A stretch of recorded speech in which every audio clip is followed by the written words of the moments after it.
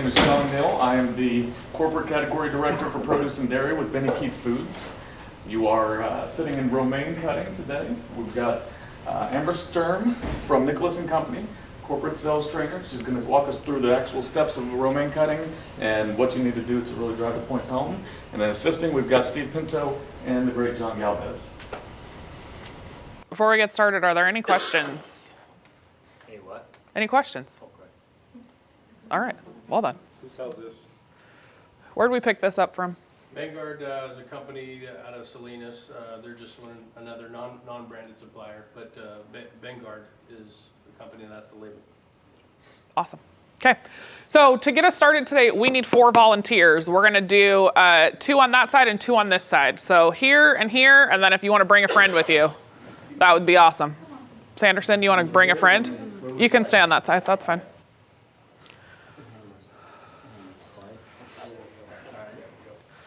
Thank you. All right, and while we get started on this part, I have a video that we're gonna show. No? 2 and 2. Oh, I'm sorry, I didn't see you there. All right. How you doing, Chris? That our corporate chef from Nicholas & Company filmed for us of him just chopping up a case of romaine liner. So it's just gonna play on loop, there's no sound, just for you to observe in the background. So the first thing we want to do is take a look at the actual case itself and look for any information regarding where the product came from, what day it was packed, if there's any, we're looking for traceability information on the box itself. This one wasn't packed, but I think we already identified that. Yes, we picked these up directly out of the field yesterday, so they don't have their traceability stickers on them, but we all know that they do exist, so. Does that Vanguard case have any information on it? It says it's grown in Salinas Valley, harvested on 6/6 of 22, and then it does have another sticker, I'm not sure. So we have some information about it, but maybe not as much as we would like to know if something was to happen. Yeah, so just to add to that, that's old school there, the sticker information that they have. turn this so you they saw can it see today in the fields with the iceberg and the romaine, the full GS128 stickers. You saw that, we talked about it, they print the stickers in the field. This is a lot different, it's minimal information, it's all retail sticker on the box. Okay, so then next up, let's go ahead and weigh these. So if you'll turn your scales on, we can compare just the actual case weight.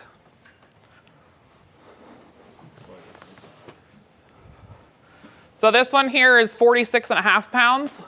30, 27. So that one's 30 1/4. So just already off the top, we could almost pack up our stuff and leave because we've already beat them by 16 pounds. 30, 27. And how much was the mark on? This, 6.9, so 47. yep. okay. So what we're gonna do is we're gonna go ahead and open these cases, and what I'm gonna ask of you guys is to cut the butts off of the end of each of the heads inside and pull off any leaves that you feel like you wouldn't want to eat if you were to order a salad. And then you can transfer that product into the container here.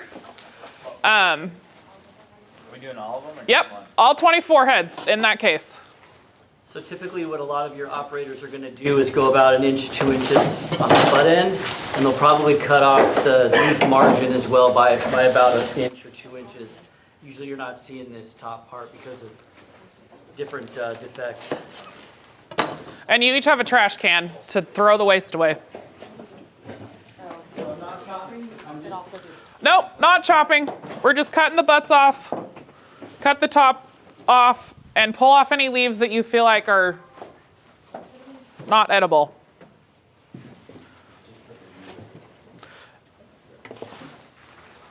Cut the butts off, you say?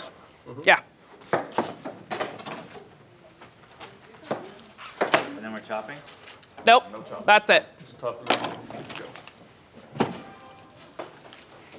So what we're looking for, what we're watching, is we already know we have 16 pounds more raw product, but we're looking to see what we have left after we get rid of all the waste. If you get on Marcon's website, there is a yield calculator that you can look at it accounts for about 40% waste just off the top if you didn't want to have to do this exact cutting with your customers for them to see the difference. But we're gonna see what we come out with here.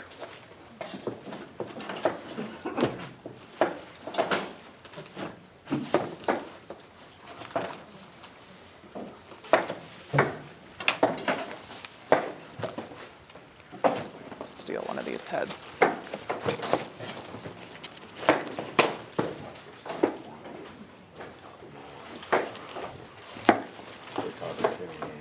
So just while they're prepping, what do you notice between the two here, just based off of sight alone of just a romaine head? This one is smaller, so I pulled this one out of the Bengard case. Anything else? Ours look prettier. Ours do look prettier. There's a tiny bit of a color difference. I don't know if you can see that from back there. This one is a lot more dense. This MFC head is there's just a lot more to it. But the leaves are also tighter in there, like it just has grown tighter.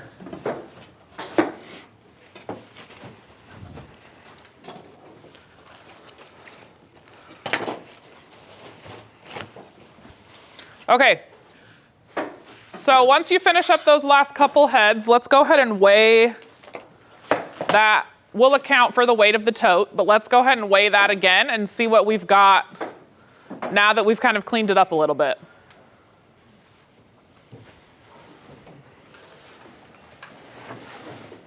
Yep. So this one is 26.8. We'll round it to 27. Wow. 40.67. 45. No, 40.67. 40. Okay, so 41. Sorry about that. There you go.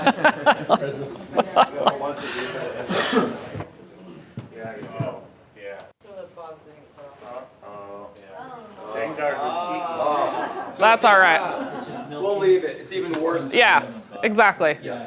So what portion size would you typically suggest to an operator if they were going to do, say, a side salad? We'll take another pound away. What portion size would you suggest? 2 ounces, 4 ounces, 3 ounces? Okay, we'll go with 3 ounces. So if we're going to go off of 3 ounces, if someone would pull out their phone and do some math for us here, we're going to do 41 pounds times 16 ounces and then divide that by 3 to figure out how many portions we're going to get out of that Marcon case. Let's go. What do you got? 219. 219 portions of the Marcon. Yep. Get 219 portions of a 3-ounce salad. And then let's do the 26 pounds times 16 ounces divided by 3-ounce portions. How many portions are we going to get out of the... 139. 139. Oh, wow. That's not good. So again, like you can pack up your stuff and go home just from right there. Without even talking about anything else, we already know they're getting almost an additional, 80 portions out of an MFC case. And that's not talking about the traceability. That's not talking about the actual quality of the product. That's not talking about the 5-star food safety. That's strictly just portion count, okay? So what's the average case price? Like what are you selling a case of 24-count MFC liner to your customers for right now? Does anybody know off the top of their head? All right, well, I was gonna say, I looked it up. $33. 33 bucks Yeah, for Marcon? That's a sell price to the customer. yeah. Does that seem fair to everybody in the room? $33 seems fair? We're in Utah. Okay, so then something like a Packer case, what would you sell for? I'd sell it for the same. You want to sell it for the same? Let's go for the same, just because why not? Well, the Packer, let's say $1 less. Okay, Okay? so let's say 32. 32 bucks. Local yokels will be probably about $5. I was just say it's more like All right, so we go lower. What do you want? Let's do 28. 28 bucks, huh? What a steal. All right, we'll see how that works. All right, so then let's figure out the price per portion difference here. So will somebody divide $33 by 219 portions? 15 cents. So we're looking at 15 cents per portion.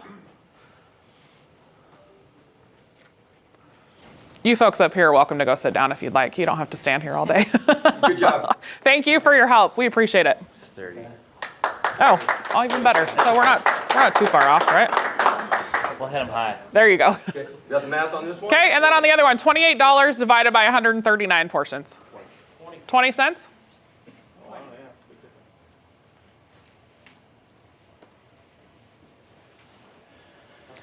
So we're saving them 5 cents a portion with a higher quality product, with a 5-star food safety rating, but they're also getting an additional 80 portions out of that case. So if we were to sell those salads for, let's be ridiculously conservative here in this market, and say they're selling that side salad for $3. You laugh, because that's ridiculous, I know. $3, an additional 80 portions per case at $3. How much additional revenue are they bringing in? $240. Does that make up for that extra $5? In some operators' cases, they don't seem to think it does, but that's our job, right? Is to go in and show this to them. That you're gonna make an additional $240 in top line sales, spending an extra $5 on a case. But in addition to that, you get all of these other benefits. So, where would you start if you were the one in an operator's kitchen talking about the benefits of Marcon aside from just the dollars? Portion cost. Okay? So we're saving you 5 cents a portion. Where would you go next? Weight. So you have an additional 17 pounds of product to use. Where else would we go? Quality. Okay? So we talked about how the product looks different. This head was a lot prettier. Just not only in color, but in texture. I don't think we threw out any whole leaves on the MFC side. Yeah, I could touch on something that, the reason it looks different is because this isn't a different variety. And those that were on my group today, we talked about this being the solid king variety. And some varieties cost more money because they will put out a heavier product or put out a nicer, cleaner product. So, you come up against a box sometimes that, they're not going to invest in a higher seed cost to get a better product sometimes. So that can be a difference as well. Awesome, thank you. The other thing that we just wanted to transition into a little bit to kind of bring this video back into the conversation here. So you've watched Chef Vic chop this case of liner several times now. He's obviously a professional at what he does, but he said when we filmed this, I tried to go slow for you, Amber, so that it would cover everyone that may be chopping up a case of romaine liners. But all said and done, it took him about 18 minutes to chop that whole case, from opening the box to putting the last of it in the foil pan. So if we figure an average employee can chop 3 liners an hour, and we're paying them, say, $20 an hour, we then have to add the additional cost of the labor into chopping a product. So this allows us to transition even deeper into the Marcon line. We have a case of RSS chopped romaine over here. What would you be selling a case of RSS chopped romaine for? We're going to add some additional portion conversations in here.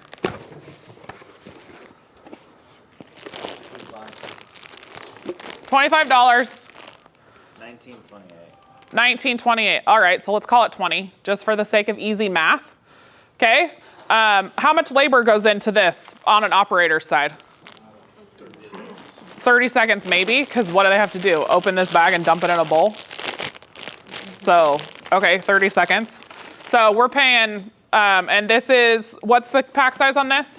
6 by 2 pounds. 6 2-pounders. So we're getting 12 pounds of 100% usable product, okay?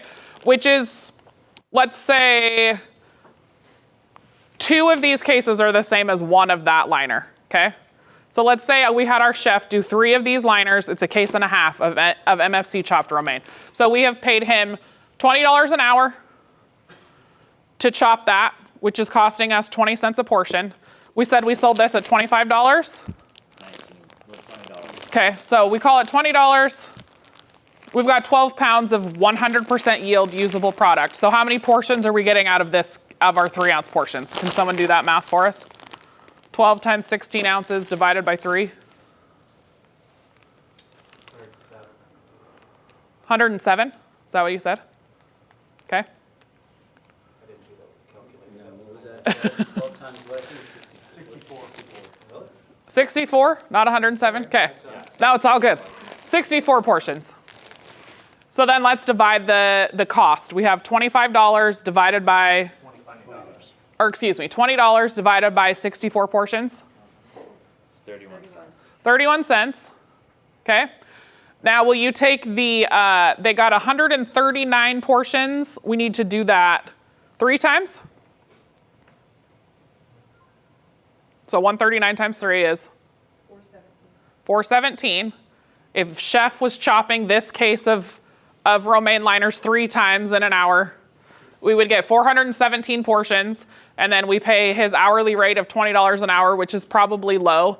In our neck of the woods, you're paying dishwashers $25, so even a prep cook is probably making significantly more than $20 an hour. But let's say we're paying him $20 an hour to chop these. So we're gonna get 417 portions.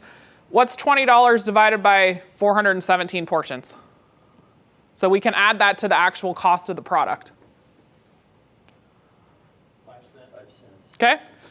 So an additional 5 cents in labor. So he's looking at 25 cents in just product and labor. But what else is an operator having to cover that we could add into the conversation when we're discussing the benefits that come from an RSS product? Safety. There's a huge amount of risk that comes from handing a potentially inexperienced prep cook a knife and ask them to stand in the back of the kitchen for 8 hours a day and chop lettuce. Maybe they're really proficient for 2 hours, but by hour 8, is anyone really paying attention to whether it's a head of lettuce or their finger anymore? Probably not. Okay, so then what comes along with the risk? There's workers' comp insurance. There's the potential for additional foodborne illness. What else could we add to that list? Employee absence because you can't work anymore. Employee absence, which is already such a huge struggle for our operators. Trash removal. Excellent. Just the amount of waste we have to get rid of. The boxes are twice the size, plus all the product we're throwing away, all the waste. What else? Washing the cutting boards and the knives. The dishes. Good call. Which again, we're paying dishwashers. Yeah, we're now adding additional labor onto the list. Space in the cooler. Excellent. Space in the cooler. Again, because the boxes are huge. Carbon footprint. I like that. That matters to some operators, right? The carbon footprint. What are we leaving behind? Consistency in the product. Consistency in the product, not only from a product quality standpoint, but from the chop, right? You're not going to hit it the same every single time. And you can see that even in the video of our professional chef doing exactly what he does. It's not the same perfect cut every single time.